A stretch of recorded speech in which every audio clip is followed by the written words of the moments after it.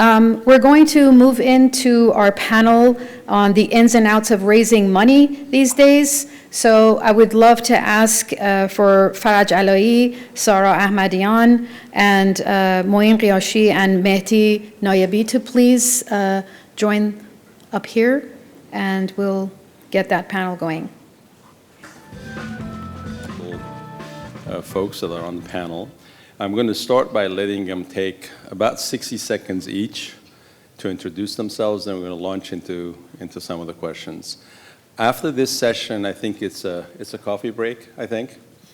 The time is short, lots to talk about, so if we run over a little bit, you need to go get your cup of coffee, please go ahead. We're going to kind of violate the rules here a little bit. Entrepreneurs, we're about that. All right, we'll start with you. Sure. My name is Sara Ahmadian. I'm an early stage investor. I'm on board of a couple of VC companies in the US. I live in San Francisco, and in Mexico City and in Oman in Middle East. Before I was investing on startups, I had a couple of companies. I got very notable investors for my companies and raised money. So I went through all those things that you guys are working on. I'm also on board of Tupac. You probably know that guy. He was a rapper foundation, and we work on helping people in the US, mostly Black and brown communities, and very meaningful work there as well. Hello, everyone. Mehdi Nayebi. So I'm the outsider in the panel, I guess. So latest company we've launched here is called Flashbox. We do same-day delivery for retailers mainly. Before Flashbox, we had a company in Iran called Aalaei. I guess many of you know it. A lot of story there. And yeah, I mean, I started my professional life as an investment banker. Not specifically in the VC side, but I mean, we would come across a lot of deals. So I guess I've seen a little bit of the both sides of the problem. So we'll talk about it. Hello, everyone. My name is Moien Giashi. I'm a senior investment associate with Green Sky Ventures. Green Sky is a Toronto-based venture capital firm. We do invest in early stage B2B Canadian startup companies with a check size of $1 to $2 million. I lead the deep tech investment at Green Sky, which are companies and startups that have intellectual property, and that's the focus of my practice. But we also invest in B2B SaaS enterprise software solutions. I didn't have a finance background before joining a VC. Came from a more academic route, and then joined Creative Destruction Lab, which is an organization at University of Toronto, and then joined Green Sky. Thank you. We're going to, in keeping with Zanzindagi Azadi, we're going to go to female panelists first with the first question. And we're sitting in a room of what I believe would be other than Jack. Where is Jack? Jack, but you're also an immigrant, huh? Yes. Okay. But no, not very. Right. Well, some of us have problems. As they say, there is the world of Persians and then everybody else who wants to be a Persian. So you're in good company. So we're in a room with a lot of immigrants. And as an immigrant, finding your own company idea and then finding funding for it can be a challenge. And what are some of those challenges, Sara, that you can see, and how to overcome those challenges? Sure. So I came to Canada first. I live in San Francisco, but I came to Montreal to do my master's degree. And when I came here, I didn't even know what McDonald's is, let alone like the culture of like Canada and North America. So it was very difficult to understand where to start. And I always wanted to start my own company, but I knew that it's going to be like long time to get there. Didn't take that long. That was good. But I think one thing that a lot of immigrants, like, you know, probably you guys came here as a student. Unfortunately, there are not many universities in Canada and even in the US, with the exception of Stanford and a couple of other universities that really support people who want to be an entrepreneur. and they're not very connected to the world of VCs and startup world. So, but the good news is, you shouldn't like really rely on your university. When you come here, your world is only your university, especially if you come here as a student. Or most immigrants usually go through like some educational part, and it can be very lonely and very isolating. But one thing that really helped me was I really get connected to the world of startups, and there's a lot of events, there's a lot of conferences like this one that you're attending. It's a perfect place to be, to know more about startups, the VCs, who is who will be a good match for you when you have your idea ready to raise money. And also you will learn so much, like, this conference, like we heard from the best of the best. And you just get very inspired, you learn a lot, which you can get access in the university. So it's very investing a lot of time and energy being part of the community of startups that really helped me to learn what's going on in the world of startups and the VCs. And I really recommend that for any immigrant who come here. There are so many resources out there. As you know, in San Francisco, we have so much. But even in Canada, like I started in Montreal, and there was so many people who want to help you, and there's mentors and communities and all those things. So really focusing on that will be, for me personally, was very, very helpful. Thank you, Surgeon. So one of the things that's been happening over the last 2 decades, just given my own personal experience with the VC community and Comron, even a decade before that, there's a lot that's changed in the VC community. There are a lot more funds that have been created, a large number of them. And the ones that traditionally were there are now raising 5 billion, 10 billion at the time. And they really are no longer in the business of writing a check, small check for your vision. They're more about writing a check when your vision has come through and you're growing and you need the next 200 million because investing $2 million at a time just doesn't do anything for them. So what are the consequences of that, Mehdi John, as you've been out there trying to raise money for your company? What has that meant to you, and how are you navigating that? Yeah, sure. I mean, just to put things in context, for Flashbox, our latest company, we probably spoke to, 250 funds or so across North America and a little bit in Europe. And we had a pre-panel chat yesterday, and I was mentioning the fact that the greatest majority of these VCs have such a generalist type of setup that they have absolutely no way of understanding what you're pitching to them has any value or not. And if we go back to the origins of what VCs should be looking for, is really a question of personality and the ability to detect in a person his or her perseverance and the ability to come up with a solution generally. I mean, the idea is great, but behind the idea is usually the person. But what I've been facing, and I guess most people these days pitching to VCs would face this, especially the large players in Silicon Valley and other cities, they've put, 20-year-old MBAs, maybe 1 or 2 years worth of consulting and one of the big consulting firms to check the deals, filter the deals.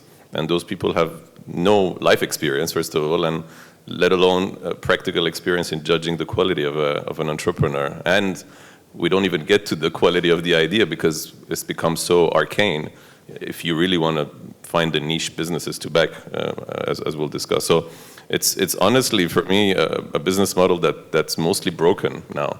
You just have to pick whoever gives you more money at a better valuation, which is not really something that is ideal, but it is something you have to live for. And hopefully we'll get to that part of the conversation, one thing's VC money is what you should go for in general. In the past couple of months, I guess there's a correction happening in the VC market with the valuations finally coming back to normal levels. And as Buffett says, people who have been swimming naked, will realize, and most of them were. So in the dynamics, and I'll stop here, the balance between an entrepreneur with an idea that's worth backing, you should feel in power, not the VCs. There's this vibe amongst a lot of first-time entrepreneurs that think, I'm going to get to speak to so-and-so VC, and are they going to like me or not? But no, they're at your service. They're there just to provide you the capital and whatever else can come with it. But, to summarize, I think there's a very big problem in differentiating who's actually worth partnering with as an entrepreneur now. Yeah, it's true up and down the market, I think. But as an entrepreneur, I believe when you're out there raising money, so as an entrepreneur starting a company, there are a lot of strategic things to think about, right? How do I design the product? What's my product? What's my marketing strategy, go-to-market strategy? One of the things that people spend very little time on, entrepreneurs, very little time on, is actually thinking through their fundraising strategy.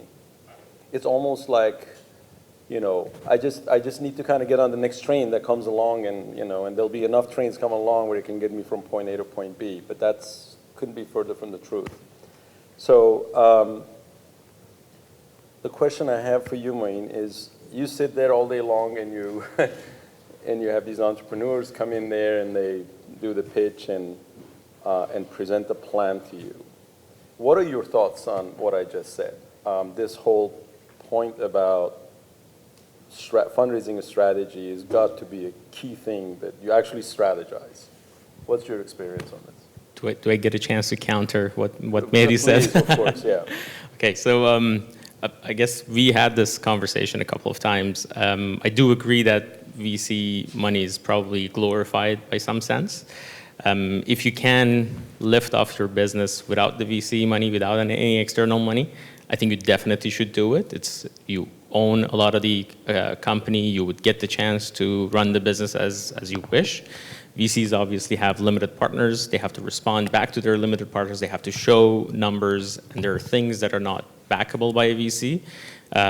But that doesn't mean that those things are bad businesses necessarily. They could be amazing businesses, but they're just not VC backable. So I think it's very important for you to decide whether VC money is for you or not. It's very possible that you can run your idea with small amount of money, with your own time and probably loans, other non-dilutives, et cetera. We live in Canada, there are a ton of non-dilutive grants. So it's very possible that you can do that without VC money. If you can do it, please, move that way. But if you are more on a deep tech side, you have an idea, you need a bit of money to be able to build a product, you're maybe a CapEx heavy kind of business, you definitely need the VC money, and then we can have that conversation. So then, as an entrepreneur, when you go to a VC to raise money, what are the strategic points that you got to think about in your plans to reach out? This is the most cliche response that people give, but it is very important to know your numbers. That's the most important thing that we tell startup companies every time that we talk to them. Just know your numbers. And unfortunately, every time that we talk to companies, they don't know their numbers. They don't know how much they need. As Faraj said, they come to us and they say, if you want to raise $2.5 million, this is probably our plan of spending this $2.5 million. They don't. Sometimes they don't have a proper financial projection, so they're just like winging it, trying to talk to people and trying to see if they can raise. If the market conditions are good, they succeed at raising. If the market conditions are not good, like right now, they would not succeed at raising that easily anymore.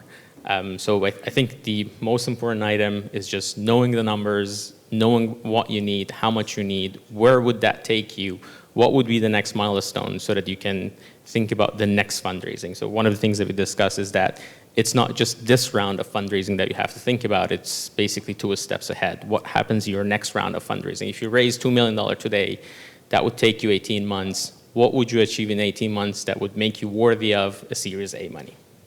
That's good. Can I add to that?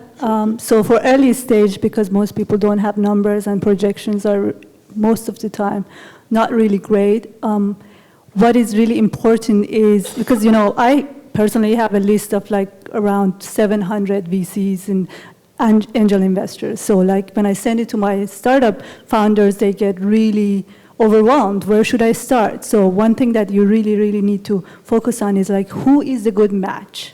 because you can spend all your time and energy on fundraising and get to nowhere if you don't know which VC is interested in your own problem.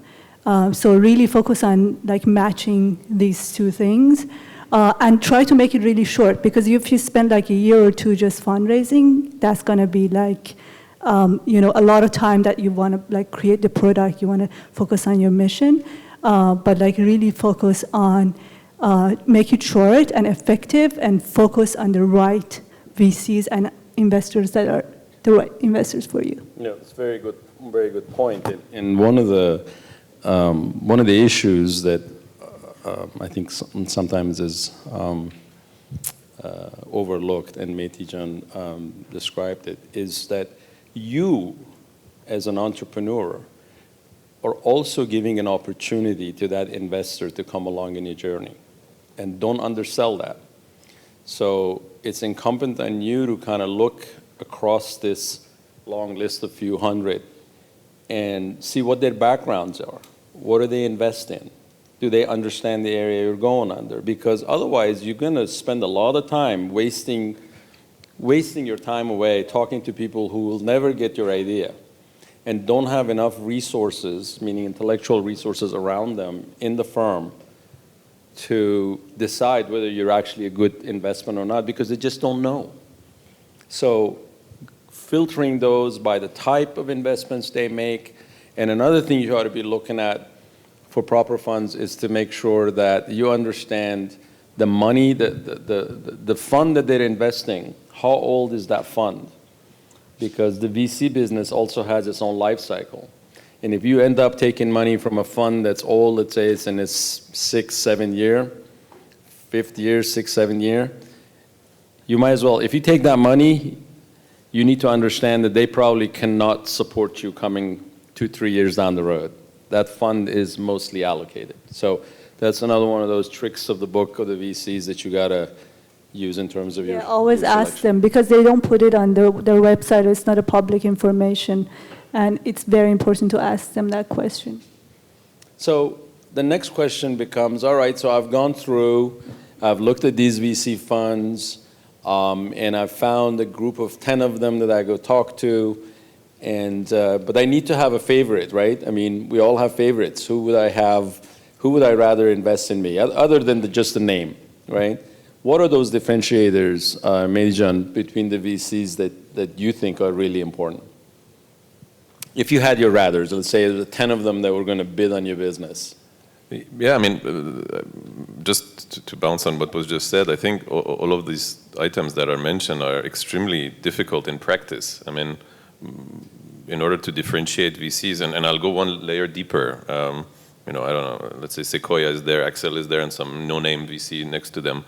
Maybe the no-name is much better, because usually you don't work with Sequoia, you work with the partner at the specific fund you're dealing with. He's going to be your contact point and your go-to person. So it might make a world of difference dealing with a smaller unknown entity who has a very talented partner as your counterpart than the general, famous Sequoia type of outfit. And usually that's how it goes. I mean, yeah, especially in early stage, like somebody who really can help you to get to Sequoia when you need it, right? That can be very helpful. Exactly. So we should differentiate this. And then I guess as per the previous conversation, one should not be sort of, how would I say, taken by surprise by numbers being thrown at you.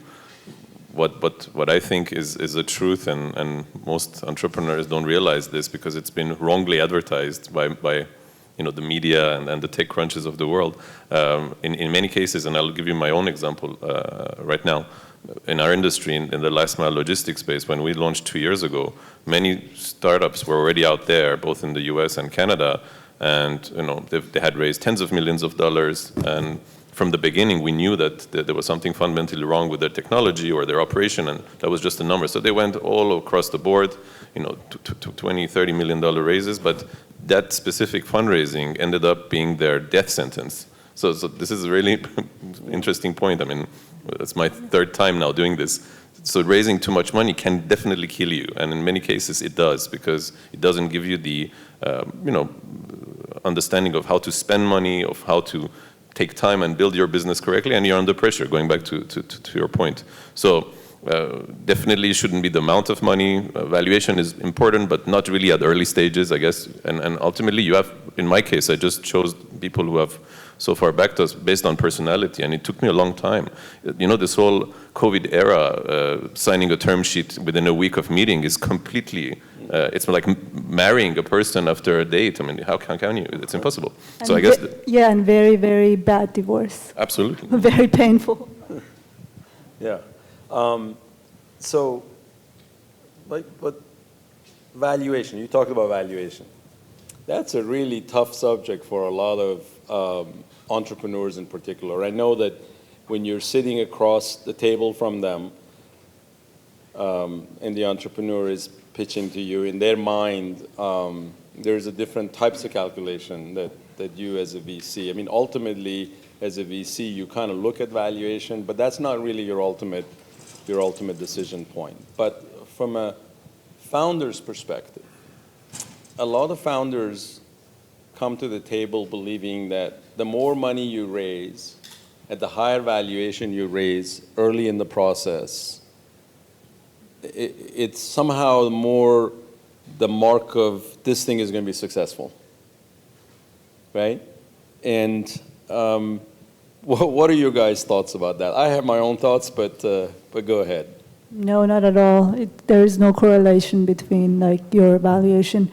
I mean, my experience in Silicon Valley is like depends on the market, right? Especially in early stage. Like, you know, sometimes like two years ago when the market was very high, everybody has very high cap in their note. And now that the notes are much more, you know, reasonable. As an investor, I want like a reasonable note with a good cap. And I don't personally like when people like fight about the valuation, especially in early stage, because then I'm like, what is the value that I'm providing, right? Like, I want to really provide a value, and I want to be your partner because I'm an early stage investor. So if it's not a good match and you want to like really get greedy in the valuation part, it's not going to work. But you know, when you're talking about Series A and B and C, it's a different story. It depends on your number and you know the numbers that you're showing. But early stage, I would say like if you have a really good match with an investor, like try to really close that with having a right valuation. And it doesn't really matter if you have a really high valuation in Series A, it doesn't really matter what happened in early stage. And you want to actually give good reward to people that really believe in you at the early stage. Moien?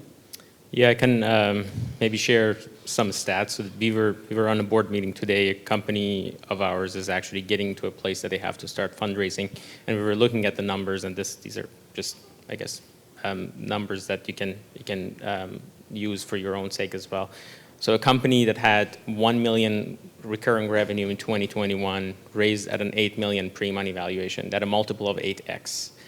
Usually what happens is that from a seed round to a Series A round, your valuation drops. It's not the same multiple anymore. If you raise at a 20x multiple, your next round multiple is going to be smaller, obviously for different reasons.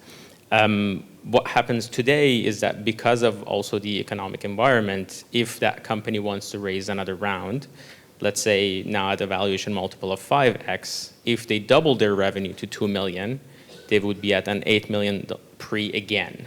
Given the fact that, let's say they raised 2-3 million in 2021, they're now at a down round. So from your seed round to your Series A round, you doubled your revenue, but you're at a down round. And that's just like an example of if you raise at a valuation that is too high and you can't keep up with the expectation in the next round, then you're going to be at a undesirable situation, basically. Yeah, one of the correlations, we have investment in a company that is using machine learning to actually make investments in B rounds.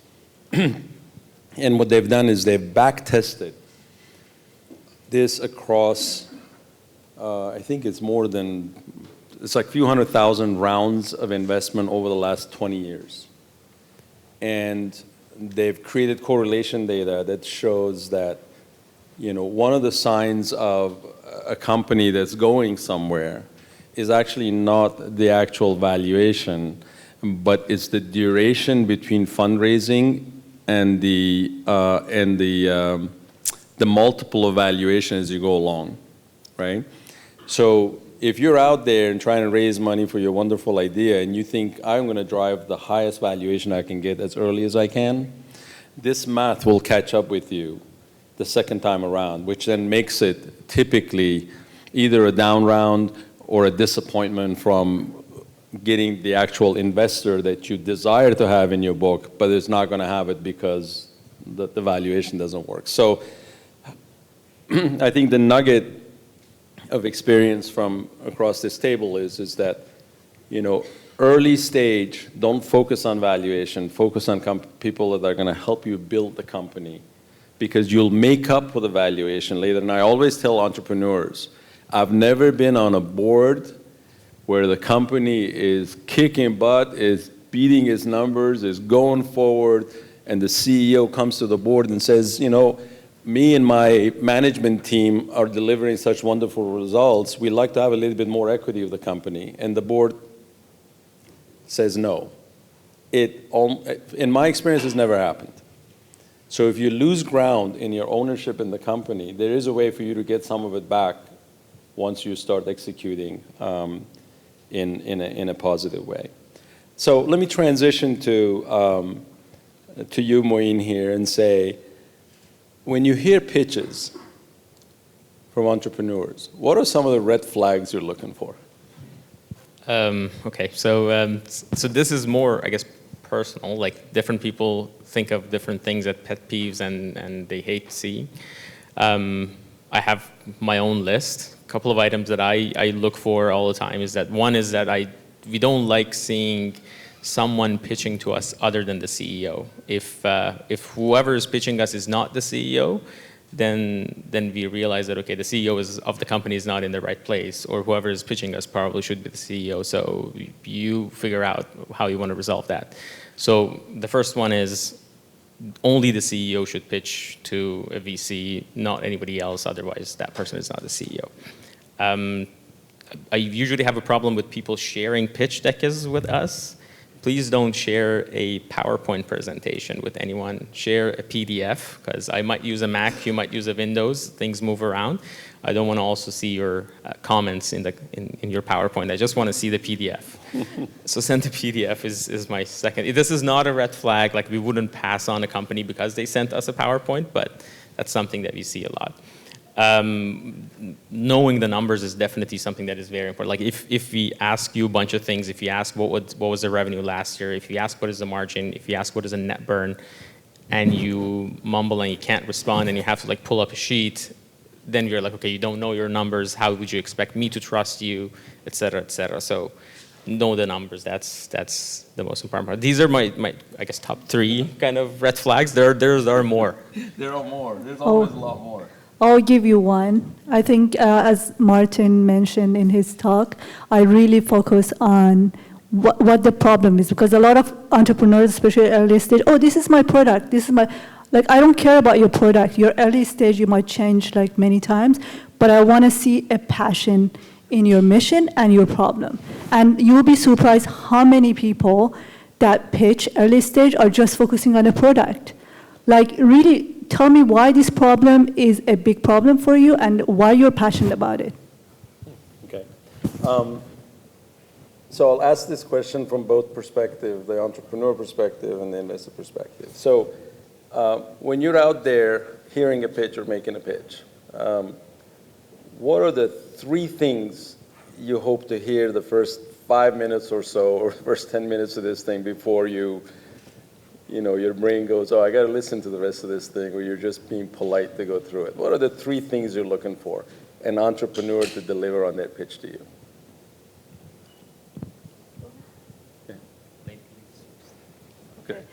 For me, I think I really like, because I'm an early stage investor, I really focus on the person, right? So how passionate they are, and how do they explain the problem? Like, can they explain a problem in 1 minute, or are they going to go on and on and on to like explain a problem? So That's very important. Like, you have to get my attention on most investors that I see, like in the first 1 minute, because after that, that person is sleeping, I promise you.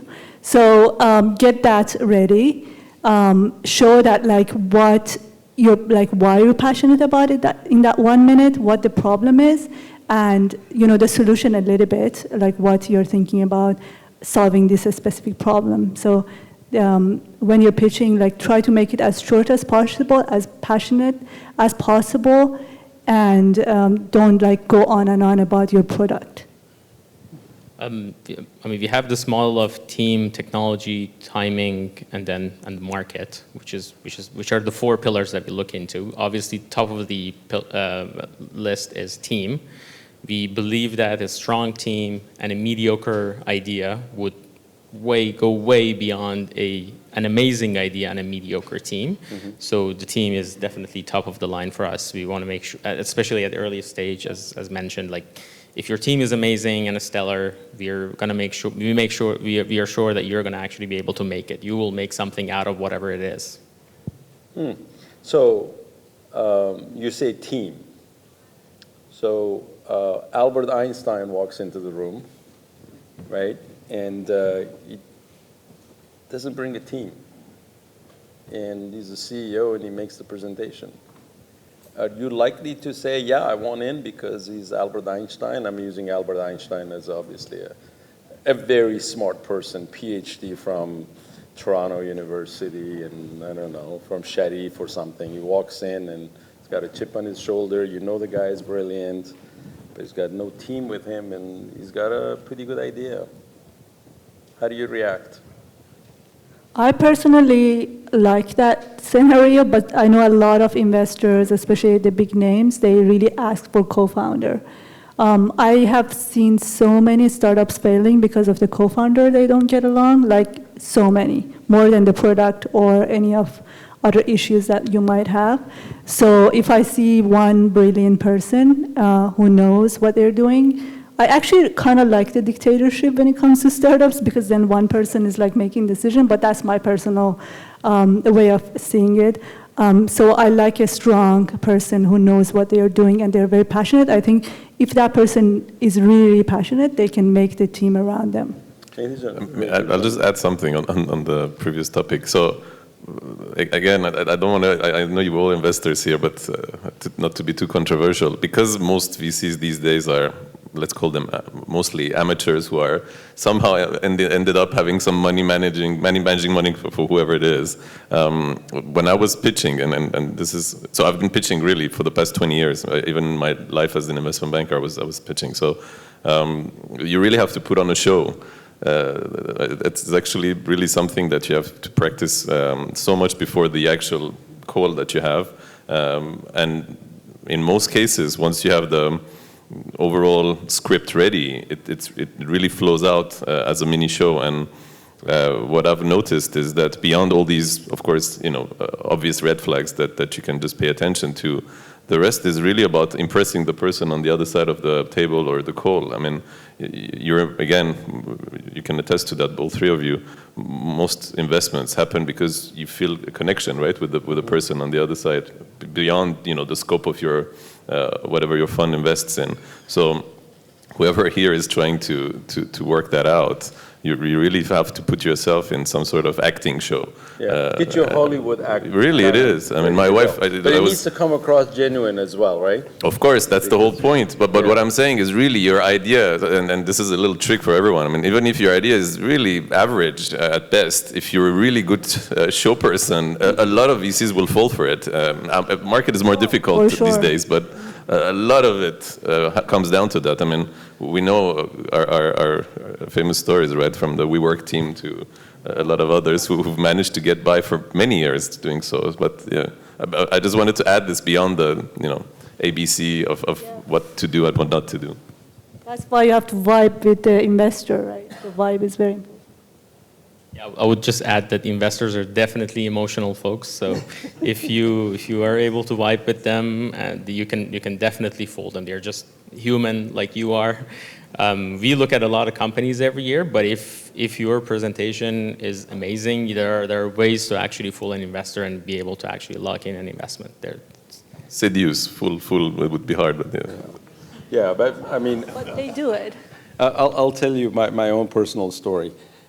In the tech world, I've never seen a single individual pull off a big company. I've never seen it. It's usually because of the team around them. And so when I look at, pitches, I'm dead focused on the team first. And I mean the team. I don't mean just the person that's making the presentation. And I agree with you, by the way. It should most likely should be the CEO. If you got somebody else talking more than CEO, you don't have the right dynamics in the team. But the challenge is so large, I think, in getting a company off the ground, that it really takes more than one person. And it's not just being nice to have, it's not the showpiece of it, it's the actual piece of it, right? And if you don't have a full team, then you're creating yet another question for the VC. Does this CEO, does this founder, in my assessment, is open enough to build a good team around him or her, right? Because now you're adding to my problems. I need to get a decision whether I'm going to invest or not, and you want to minimize my problem. That's why I kept saying in my presentation, stay to the trunk of the tree. Because the more leaves you open up for me, the more things for me to think about, and the more things that are, until I sort them out, I'm not going to invest, right? So that's kind of where I come with that one. Go ahead. Because of the audience, to make it worthwhile, because I guess, I'm not sure, but from what I see, a lot of people here might ask, okay, I'm ready with my idea, I'm a good showman, showwoman, whatever it is, I know how to pitch it, but then I don't know anyone. How do I get in touch with all these VCs? You have to have step 1 done in order to get to step 2, 3, 4, 10, whatever it is. I was speaking earlier to some people. The term is momentum. As an entrepreneur, you need to get momentum going. It could start by simply having 3 people believe in your idea, and if it is something that is backable, just get 3 people to back you. I mean, if you're lucky enough to get a famous entrepreneur like Martin or whoever else to back you, that's immediately a sign of success early in your journey from a fundraising perspective. And ultimately, once the momentum starts, then automatically you'll get introductions, and automatically by hanging around events and various type of settings and networking, you'll have that going for you. But I would say that in our case, for me, for all 3 businesses, I never knew VCs initially, right? So I had to get first my inner circle, that everyone has connections, right? Then you get a outsider to believe in you. That outsider will introduce you to a couple of early stage funds, and that will go on. But I guess maybe it's interesting also if we discuss about cold emailing investors and how to get in touch and things like this. Yeah, I mean, my own perspective, cold emailing doesn't work. One of the habits I've formed to keep on top of my daily life is the first time I pick up my phone, I turn on the edit button, I go and fill up all the ones that I don't recognize, and I press delete, so that I can actually take care of the ones that I do expect or that I do recognize. I don't think that's how it works, honestly, with these cold callings. But there are ways. Attending some place like this, for example. In your local universities, they've got these entrepreneurship conferences and so on that go on. And getting out there and talking to people, introducing yourself, and not be shy, and tell people what you're doing, right? A lot of entrepreneurs also, by the way, I know this, are very secretive. Well, if I just say these 4 words, somebody's going to call. No, everybody's busy doing their own stuff. Thank you very much. They're not worried about stealing your idea. So converse and communicate and meet people, because this person knows that person, and that person knows this person, and eventually somebody takes an interest and starts to listen to your idea, and that's where good things start to happen. So Yeah, I can just add, because we are, as a VC, we are also doing fundraising right now. We have kind of quantified all our metrics so far. So we've realized that 80% of our ultimate investments are coming from our referral in our own network. So I personally probably talk to 1,000 startups a year, and we end up investing in like 4 of them, like at least in my vertical. And we know that like the ones that are referred to us are usually like we're more inclined to kind of work with them because they're vetted by our network. Yeah, I mean, they're being introduced by people who know you and they have access to you, and by you can also judge their judgment, and that becomes a... Yeah, I mean, if you can't, as a CEO, get a warm introduction, then like you're not a good salesperson. So that shows that, you know, you have access to people, because as a salesperson, you have to like go out there and talk, and CEO needs to be that person. So you have to do that, otherwise it's not a good sign. It's a red flag. Yep, I think our time is up. So I want to thank the panelists for a good conversation here, and obviously we're going to be around. Any other questions, we'd be happy to handle them off the table here. Is there time for Q&A? Go ahead. I have one question. There are crowdfunding platforms now that help startups raise capital. In Canada, we've got a few of them where you can actually buy shares of the company. I was wondering what your thoughts are on that new model. I mean, as investors, I would probably not recommend that, because an investment firm spends a lot of time doing due diligence, better understanding the opportunity. As a startup, I would not recommend that either. The problem ends up being your cap table that is going to be relatively messy for if you're seeking an outside VC funding in the future. Having a very crowded cap table can be problematic. But if you think you can raise a small amount from crowdfunding and then go on, become cash flow positive, even return back money to those investors, it could be a great option. I agree, exactly. Okay. All right. Thank you all very much.